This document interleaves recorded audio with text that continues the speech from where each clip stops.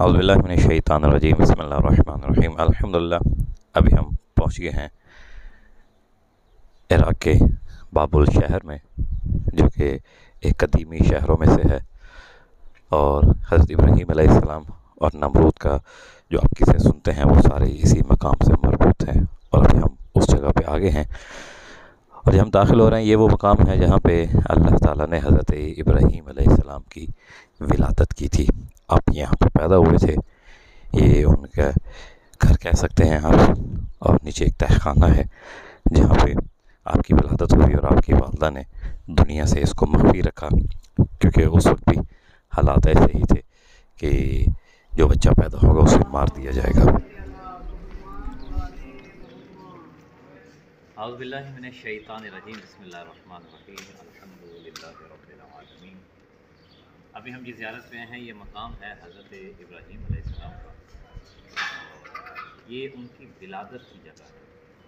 तो जनाब इब्राहीम की कब्र है, वो खाना काबा के पास जो गोल डी सी बनी हुई है उसके अंदर उनकी कब्र है। जनाब इस्माइल की हुई, जनाब इब्राहीम की। ये इनकी विलादत की जगह है। और आप जानते हैं कि नमरूद को उसके नजूमी ने बताया था कि एक ऐसा बच्चा पैदा होगा जो तेरी हुकूमत को ख़त्म करेगा और तेरे मुकाबले में खड़ा होगा। तो उसने भी जैसे जनाब मूसा के दौर में हुआ, ये चीज़ जनाब इब्राहीम के दौर में भी दोहराई गई थी। और उस टाइम फिर ख़वातीन को भेजा जाता था कि किसी का कोई खातून हामिल तो नहीं है, अगर है तो उसे फिर मार दिया, हमने गिरा दिया जाता। तो जनाब इब्राहीम के घर में भी कई दफ़ा ख्वाज जनाब इब्राहीम की वालदा को देखा, लेकिन अल्लाह जब अपनी हुज्जत को ज़ाहिर करना चाहता है तो फिर फितरत के कानून बदल देता है। तो ऐसा कुछ भी नहीं था, वो आते रहे, देखते रहे। लेकिन जब इब्राहीम अलैहिस्सलाम पैदा हो गए, ये घर के अंदर नीचे तहखाना है जहाँ पे आप जाएंगे, विलादत हो गई तो फिर दोबारा फौजी चेक करने के लिए उस टाइम पे जनाब इब्राहीम की वालदा ने आपको जो है तंदूर सा बना था उसके अंदर रख दिया। जब वापस चले गए तो आपने देखा कि ये लोग बार बार आ रहे हैं। आपने भी जनाब इब्राहीम अलैहिस्सलाम यहाँ पे पहाड़ थे तो वहाँ पे एक गार में जाकर रख दिया और उसके आगे पत्थर रख दिया। तो पत्थर रख के कहा गया, परवरदिगार इसको लाने में भी तूने अपनी हिकमत को दिखाया है, अब इसकी ज़िंदगी के लिए भी तो अपनी हिकमत को दिखाएगा। जनाब इब्राहीम अलैहिस्सलाम जो हैं उस गार में रहे और 13 दिन तक उस गार का आगे से दरवाज़ा बंद था पत्थर के साथ। अब यहाँ पे क्योंकि जैसे मकाम है कुछ चीज़ों की इस्लाह हो जानी बेहतर है कि रसूल खुदा सल्लल्लाहु अलैहि वसल्लम की निस्बत जब कहा जाता है कि रसूल खुदा ने जो है किसी गैर मुसलिमा का दूध पिया, आपकी वालदा की फौत हो गई थी तो आप दूध ना पी सके, तो लिहाजा कुछ हलीमा के फादर कहाँ जाते हैं दूध को अल्लाह ने ऐसे लोगों से पिलाया कि जिनका इस्लाम भी मुकम्मल नहीं है। तो उसके लिए मैं ये दलील देता हूँ जनाब इब्राहीम की। जनाब इब्राहीम अलैहिस्सलाम अल्लाह के नबी हैं, लेकिन सरदार नबी नहीं है, रहमतुल्लिल आलमीन नहीं है। जो मकाम रसूल खुदा का इनका वो मकाम नहीं है। लेकिन जब इनकी वालदा ने गार में बंद किया तो 13 दिन तक उन्होंने देखा नहीं, तो फिर ये ज़िंदा कैसे रहे। अब यहाँ पे फिर उलमा बयान करते हैं कि अल्लाह ने इनके अंगूठे से दूध को जारी किया था। और जनाब इब्राहीम को जब भूख लगती थी अपना अंगूठा मुंह में डालते थे तो उससे दूध जारी हो जाता था। तो जिसने आके मुस्तफ़ा के पीछे खड़ा होना है, अल्लाह उसके लिए खुराक का बंदोबस्त कर सकता है। और जिसने कायनात का सरदार बनना, अल्लाह उसे काफिरों के पास क्या देगा, तो कैसे मुमकिन है। तो लिहाजा जनाब इब्राहीम अलैहिस्सलाम पैदा हुए, फिर आयसा सा जो है आपके वालिद साहब भी फौत हो गए थे। और ये भी याद रखिएगा कि बाज़ लोगों ने कहा है कि जनाब इब्राहीम अलैहिस्सलाम के वालिद जो थे वो बुत परस्त से बुत बनाते थे। उनके वालिद नहीं थे, चचा थे। और चचा भी ऐसे कि जैसे हमसाए होते हैं। मिसाल के तौर पर ये हमारे साथ हैं, हमारे गाँव से हैं, तो अल्लाह ज़िंदगी दे, मेरे वालिद को फौत हो जाए तो वो मोहल्ले वाले कहते हैं बेटा फ़िक्र ना करें, मैं आपकी माफ़ी मांग रहे हैं। तो उन्होंने परवरिश की, क्योंकि अल्लाह ने नबूवत और इस्मत, मैंने वहाँ पर भी अर्ज़ किया, यहाँ भी अर्ज़ करता हूँ कि नबूवत और इस्मत में ऐसा कोई लम्हा नहीं आने दिया कि कोई नबी को ताना मारे या उससे नफ़रत करे। अल्लाह ने जिस घर में इस्मत को उतारना होता है, उनके ख़ानदान के आबाओ अजदाद भी तय्यब व ताहिर होते हैं और दीन इस्लाम पे होते हैं। अब कैसे मुमकिन हो सकता है अल्लाह काफर के बदन से नबी को पैदा करे। तो इसलिए वो जो लिखा गया है, सुन्नत तो कहा है जो काफिर हैं आपके वाले, उनका चीज़ अपनी जगह, लेकिन हमारे पास जो तहकीक हुई है वो आपके मुँह बोले चचा थे और उन्होंने आपकी जो परवरिश की इसलिए। अच्छा, वो बुत बनाया करते थे। जनाब इब्राहीम अलैहिस्सलाम ने क्या तरीका अख्तियार किया, वो चचा से कहते हैं इब्राहीम तुम बुत बनाओ, मेरे हाथों में बड़ी सफाई है और मेरे बुत बड़े बिकते हैं, तुम तो बनाया करो। जनाब इब्राहीम बुत बनाते उनके चेहरे बिगाड़ देते थे। वो उनके वालिद ने कहा ना, जो उनके चचा थे, कि तुम क्यों ऐसे करते हो, कहा मेरे हाथ खुद ब खुद ये ख़राब कर देते हैं, लिहाजा मैं नहीं बना सकता ये। आप जैसे तुम बुत बेचा करो। जनाब इब्राहीम अलैहिस्सलाम इन्हीं गलियों बाज़ारों में क्या करते थे, उन बुतों की गलियों में रस्सी डाल देते थे और ज़मीन पे घसीटते हुए कहते थे आओ अपने खुदा ख़रीद लो, छोटा खुदा भी मिलेगा, बड़ा खुदा भी मिलेगा, बड़ा लोगे पैसे ज़्यादा दोगे दुआ जल्दी कबूल होगी, छोटा लोगे दुआ बाद में कबूल होगी। एक ठट्ठा मजाक भी करते थे और लोगों को बेदार करते कि तुम्हारे खुदाओं की ये हालत है कि जिसे मैं रस्सी से खींच के ज़मीन पर रौंद रहा हूँ। अब तो साथ में ये भी कहना कि ये खुदा ले लो, ये तुम्हें फ़ायदा देंगे, क्योंकि तुम इन्हें गालियाँ या तुम इन्हें बुरा कहोगे, ये आगे से जवाब नहीं देंगे, तुम इन पे गुस्सा करो ये नाराज़ नहीं होगे, तुम बोलोगे ये सुनते रहेंगे, क्यों ये आगे से कुछ जवाब नहीं दे सकते, लो अपने खुदा मेरे से ख़रीद लो। इस अंदाज में उनके अंदर ये शऊर पैदा करना कि ये मट्टी के बुत हैं, ये कुछ भी नहीं कर सकते। लोगों ने यहाँ पे शिकायत करनी, इब्राहीम है तो वो इस तरह से करता है, तो आपके जो चचा थे उन्होंने कहा इब्राहीम ऐसे ना किया करो, अब फिर कैसे करूँ, मट्टी के खुदा आपके, तो मैं कंधों पे उठाऊँ सारे खुदा, मैं तो ऐसे ही बेचा करूँगा। बहरहाल इस तरह भी एक लोगों के सामने शौर पैदा किया। फिर उसके बाद इसी इलाके में, क्योंकि ये जो इलाका है ये सारा नमरूद का इलाका था, अब ये बाबुल शहर है और यहाँ नमरूद की हुकूमत है। फिर यहाँ पे एक मेला होता था साल के बाद, सारे लोग वहाँ पे जमा होते थे। जनाब इब्राहीम अलैहिस्सलाम वहाँ पे ना गए, आप रुके रहे, तो इन्होंने अपने जो खुदाओं का घर बनाया हुआ था उसमें एक बड़ा खुदा, छोटा खुदा, फिर उससे छोटा खुदा, यानी ख़ानदान बनाए हुए थे खुदाओं के, तो सारे चले गए। तो इब्राहीम अलैहिस्सलाम गए उन खुदाओं के घर में और जाके सारे जो बुत बने थे सारे तोड़ दिए, और जो सबसे बड़ा बुत था उसके कंधे पे कुल्हाड़ा रख दिया। जब लोग मेले से वापस आए तो देखो सारे तो बुत टूटे में, और जो बड़ा खुदा वो हमारा बच्चा और कुल्हाड़ा उसके कंधे पे है। तो सबने पता कि किसने तोड़ा होगा, सबने कहा कि इब्राहीम हमारे मेलों में नहीं आता, वो हमारे खेल कूद के महफिलों में नहीं आता, तो यकीनन उसी का काम हुआ।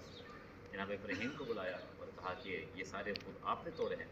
तो जनाब इब्राहीम ने कहा अपने खुदा से पूछे जिसके ऊपर कुल्हाड़ा पड़ा हुआ है, वो तुम्हारा बड़ा खुदा है, इतना भी नहीं बता सकता कि तुम्हारे छोटे खुदाओं को किसने मारा है। तो वहाँ पे कि इब्राहीम ये बोलते नहीं हैं हमारे खुदा। मैंने फिर ऐसे खुदा की क्या परस्तिश करनी है जो खुद मजबूर है, जो खुद बेबस है। बहरहाल नतीजा ये निकला कि ये बुत इब्राहीम ने ही तोड़े हैं, तो उन्हें सज़ा दी जाए। तो उसके लिए बाकायदा एक मंजीफ बनाई गई और वो सारी आग वगैरह जलाई गई। तो वो ये मंजीफ पीछे आज भी उसका कुछ वजूद बाकी है, तो इंशाल्लाह वो मंजीफ की तारीख में वहाँ खड़े होकर बयान करूँगा, ताकि तस्वीर भी देखें और साथ में मेरी आवाज़ सुनते रहें। तो अभी नीचे जाएंगे हम, वो मकाम जहाँ पर जनाब इब्राहीम पैदा हुए, आपका घर, वहाँ सलाम अर्ज़ करके इंशाल्लाह आगे बढ़ते हैं और 2 रकात नमाज़। अब हम नीचे की जानिब चलेंगे। ये जो सीढ़ियाँ नीचे जा रही हैं, ये और सामने जो आपको ज़री नज़र आ रही है, ये तकरीबन 10 से 15 के करीब सीढ़ियाँ हैं और नीचे छोटा सा एक कमरा है और उसमें ये ज़री बनी हुई है। और तारीख़ के मुताबिक ये वो मकाम है जहाँ पे हज़रत इब्राहीम अलैहिस्सलाम की विलादत हुई थी, आपकी पैदाइश थी, और यकीनन ये आपका घर है। यहाँ पे हज़रत इब्राहीम अलैहिस्सलाम दुनिया में आए और नमरूद कोशिशें करता रहा कि किसी भी तरह से मुझे इल्म हो जाए कि कोई बच्चा पैदा हुआ है, लेकिन अल्लाह ने अपनी हुज्जत को मख्फी रखा और नमरूद यहाँ तक दस्तरस हासिल ना कर सका।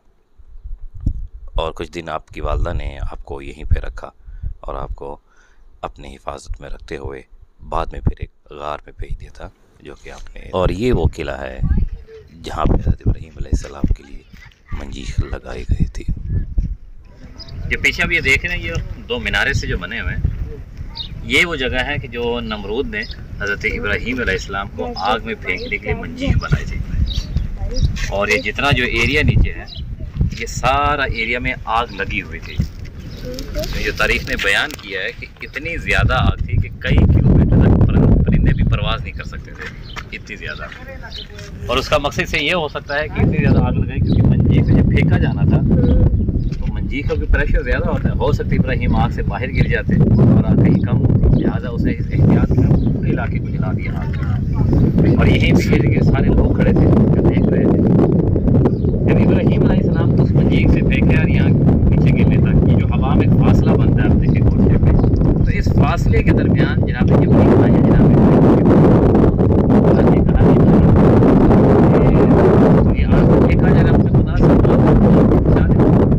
जनाब इब्राहीम पे जबरील कि अगर खुदा मुझे बचाना चाहता है तो वो मेरे हाथ से वाकिफ है, तो मुझे बचाना चाहे तो मुझसे खुदा ही रहता है। तो जनाब जबरील ने, जनाब इब्राहीम ने जबरील से मदद भी मांगी। जनाब जबरील फिर परवरदिगार के पास जाकर कहते परवरदिगार तेरा वाला नाम लेता है वो भी आग में जल रहा है, तो अगर वो भी ख़त्म हो गया तो फिर दुनिया में इब्राहिम जैसा दूसरा नहीं होगा। तो लिहाजा अपने बंदे की मदद कर। तो यहाँ पे मेरे साथ कहते हैं कि इंसान उस हस्ती का नाम है जिसने फरिश्तों को बेचैन कर दिया कि जिब्रील भी परेशान थे।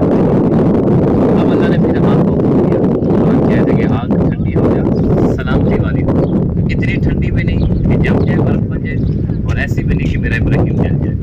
तो ये सारी जितनी एरिया सारा आग वाला, जब इब्राहिम इसमें गिरे हैं तो लोग यहाँ परेशान थे क्योंकि सारा शहर इकट्ठा किया हुआ था कि इब्राहिम को सज़ा देनी है। तो जब इब्राहिम अलैहिस्सलाम आग में से चलते हुए बाहर आए हैं, ये भी खुदा के मौजूद है कि इतनी अब अंदाज़ा लगाई इतनी ऊंचाई से किसी इंसान को फेंका जाए उसके आज़ाद टूट जाएंगे, लेकिन इब्राहिम अलैहिस्सलाम चलते हुए बाहर है।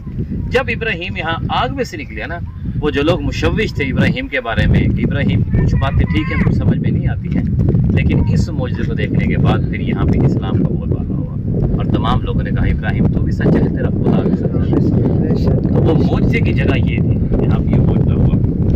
और इसी मीनार पे जो है बाज़ ने बयान किया कि जब नमरूद को कहा इब्राहिम ने कि तू खुद को खुदा कहता है, तो फिर खुदा समझता है तो फिर तू जो है सूरज को पलटा के दिखा, और खुदा जो है ज़िंदगी और मौत का मालिक है। तो इसका एक वज़ीर था, उसको लेके ऊपर गया, इसके लेके ऊपर जब मीनार रह गया, उसको कहता सीढ़ियाँ वो सारा सिस्टम था ऊपर जाने के लिए। फिर वहाँ पे जाके अपने वज़ीर को धक्का दिया, वो मर गया। और उसके बाद फिर जुमला कहा, देख इब्राहिम, ज़िंदगी का मालिक भी मैं हूँ, मौत का मालिक मैं हूँ, मैंने चाहा मैंने उसे मौत दे दी और मैं चाहूँ तो ज़िंदा रख देता। तो ये दावा भी उसने किया। तो बहरहाल ये सारा वो मकाम है जहाँ पे वो मंजीत लगी और आग जली, और यहाँ पे इब्राहिम अलैहिस्सलाम का मौजज़ा हुआ। और जहाँ पे अल्लाह के मौजज़े होते हैं वो जगह बरकत वाली होती है। अल्लाह तौफीक दे हमें ये ध्यान रखना।